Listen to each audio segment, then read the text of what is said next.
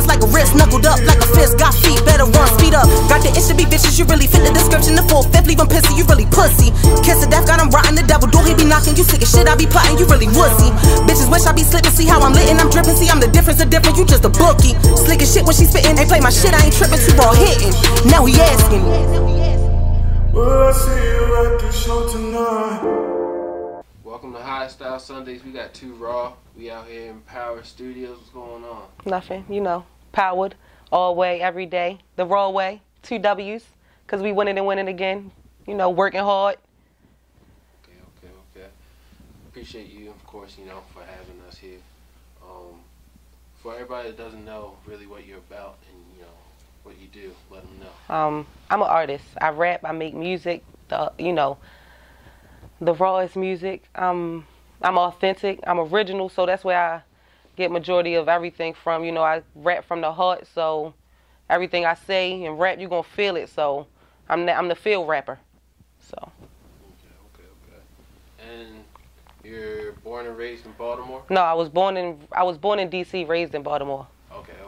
How, like, what was the... I was born in D.C., probably left when I was still a baby and was in Park Heights since. Like, not since Park Heights, but like Baltimore, then Park Heights. And ever since then, I just been in Baltimore, so it's on 15 for me. All right, so you had that Baltimore upbringing. Yeah. So what was that lifestyle like for you? It was hard. It was a long lifestyle, you know, still living it. But, you know, you got to thug it along the way. It's hard, you know, but you got to get to it as best as you can. You know, I got to work hard. I got to stay focused. I got to grind. I got to stay positive in the most negative situations. I got to stay me. And I can't let nobody, you know, deter me from what I want. Can't nobody take my focus, my distractions. I can't, you know, I got to go after my bread. I got my son I got to worry about. I got my family I got to worry about. I got power, you know, I got to worry about. And it's a lot, you know, a lot to do, but it's got to get done. Okay. And, like, is there anything, like, as a child that stays with you? Everything. Everything stay with me.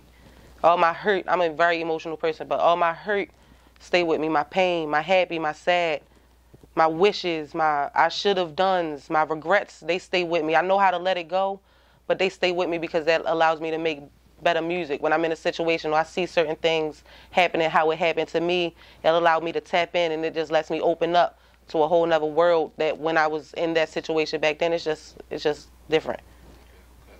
Okay. And saying all that, like, how do you feel like you've progressed so far? Ooh. My focus has changed. Like, I wasn't as, like, on the straight and narrow. I was sporadic. I was everywhere. You know, I thought I could do this. I thought I could do that. I can still do those things, but I got to line those things up. I got to take certain steps before I can even think about doing those things. I got to have certain shit done before I can even have, you know, my merch and stuff. You know, I got to do certain things, be lined up for certain shit. And if that shit not in order, it's no reason to even go after that. So my focus has, like, went straight from sporadic to tunnel vision. Okay.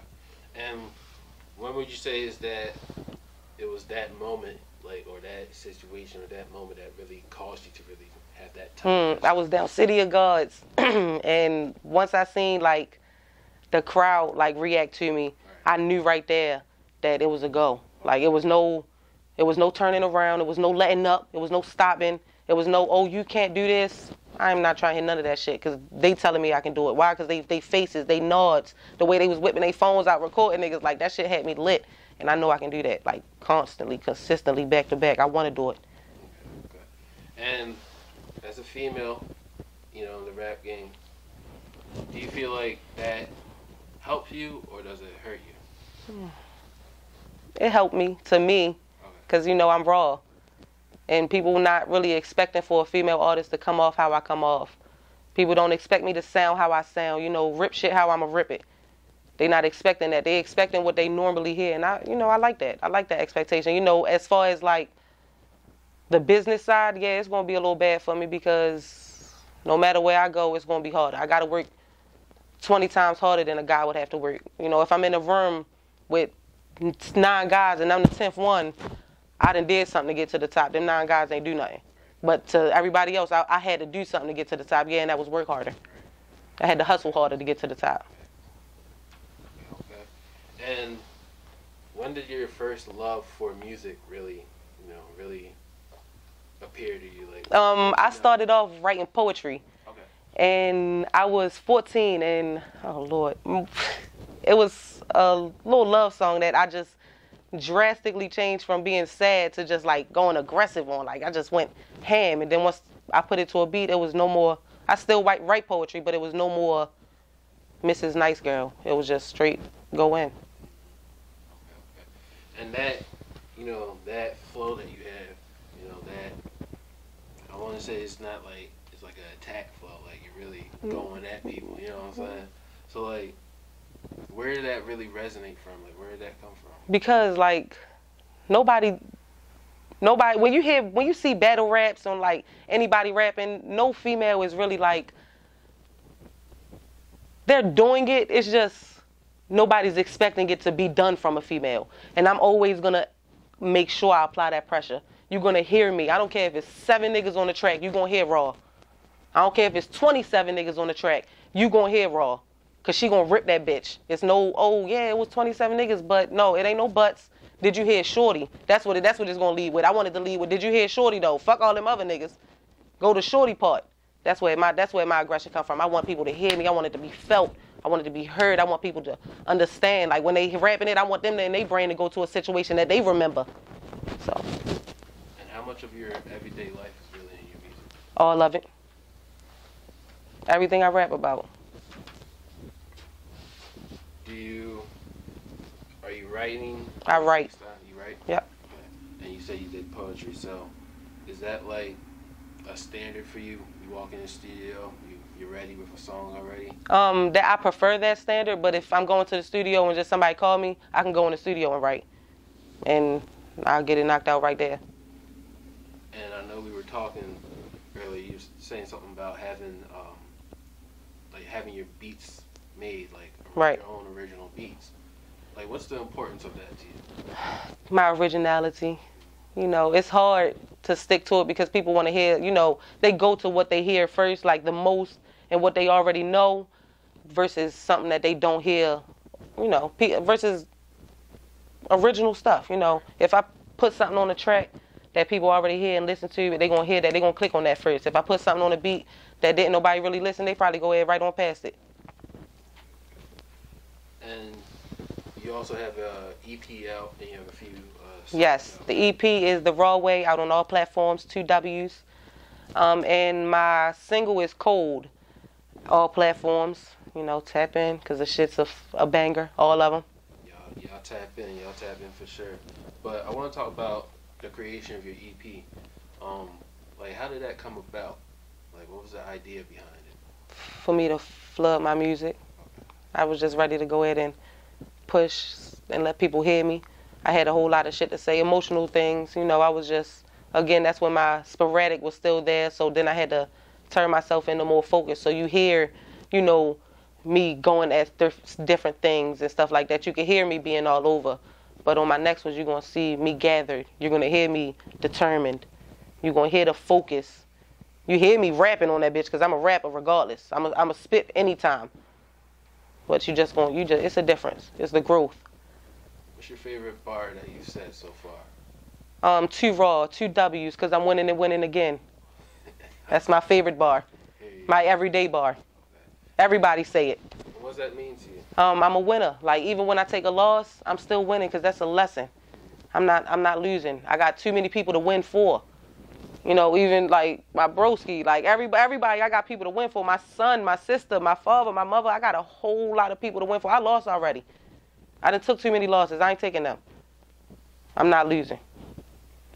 And you named like family, team, all that. So how does it feel knowing that you have all those people watching you, create, go harder. You're doing shows, you're getting ready. It's emotional. Elevate. Like, how's that? It's emotional. It's a lot because, everybody push you and everybody wants you to be great. Everybody tell you, you got that shit, you got it. But sometimes you just don't feel like you have it, and that's okay. But, you just got to keep going. You got to stick to their word.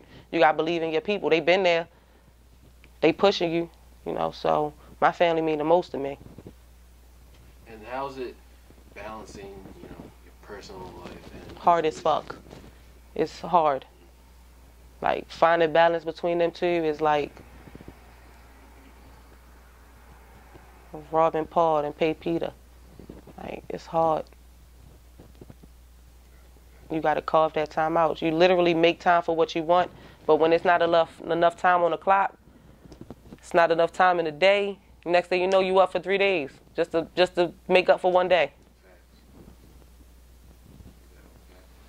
And where do you hope to take it? Like, where do you hope to take your career to? You know, I want to take it to stadiums, big screens. I want to take it as far as voiceovers. I want to do books. I want to do cartoons. You know, I want to do more than just rap because I'm not going to be able to always rap. I want to be able to put it in everything that I do. Everything. Like, I want to make it a legacy. It is going to be a legacy. Facts. And do you feel like because it's really important, you know, and I talk about mental health with like almost all of the artists or, you know, everybody that comes on the show. But what's like, I want you to tell us, like, what's the most important part that keeps you at peace, that helps you keep going?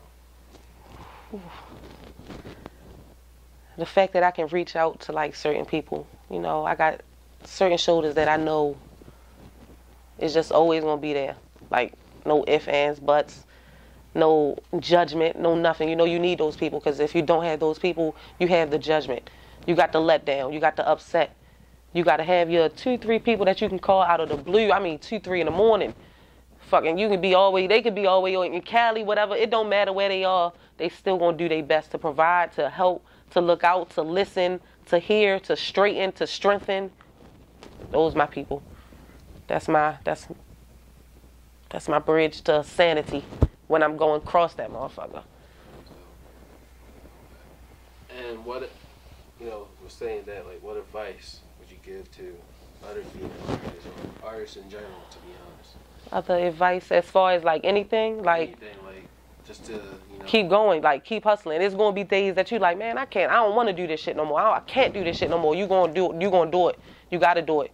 Because if you don't do it, you gotta speak for yourself. Nobody's speaking for you. Nobody's speaking for me.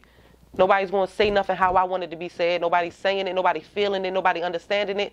Like, you know, I'm the voices for the voices that can't be heard for real. It's people out here that's scared to talk. It's people out here that can't talk. It's people out here that won't. And I'm not that person. I'm gonna say what the fuck I gotta say. And ain't nobody gonna say shit about it. And if they do, that's cool. That's their opinion. I'm gonna still say what I gotta say. Alright, I like that. Alright. So what's the most fun experience you've had in the, you know, making music, all that? Like, what's the most fun? Just popping up like with Jay Lee and them, like they be doing wild stuff. Like we'll have parties and stuff. Like, you know, it's family celebrations. You know, even when it come to like meetings and shit. You know, we'll come up, pop up, get texts, and you know, next thing you know, we doing stuff with Bop It Up, and then we doing shit with Deep Doop, and then it's like, dang, niggas lit. I wasn't doing this last year. 2 months ago, I wasn't doing this. 3, 4, 5 months ago, I wasn't doing this. So my surroundings of my strongest circle, my people, like my family has just changed. Like it's just stronger. Like it's grand here.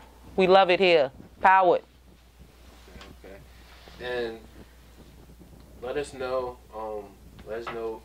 know where they can find your music at. Oh, music is all platforms. The Raww Way. The RAWW, because we winning and winning again. Way.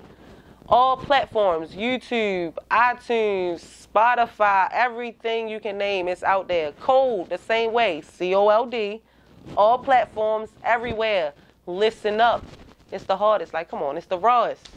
Y'all hear. You got any last words, any shout outs you want to say? Yeah, shout out to Jay Lee, my broski. Shout out to my broski baby Jay for being here. Shout out to Super Joe, that's my sister. Shout out to my mother, my father, my son, you know, everybody. Shout out to the whole Power team. I see y'all. I love y'all, and you know, we up. Let's get up. You know, we winners. Y'all here. We winning over here. It's Power. We in here, High Style Sundays. Appreciate y'all. Keep tuning in.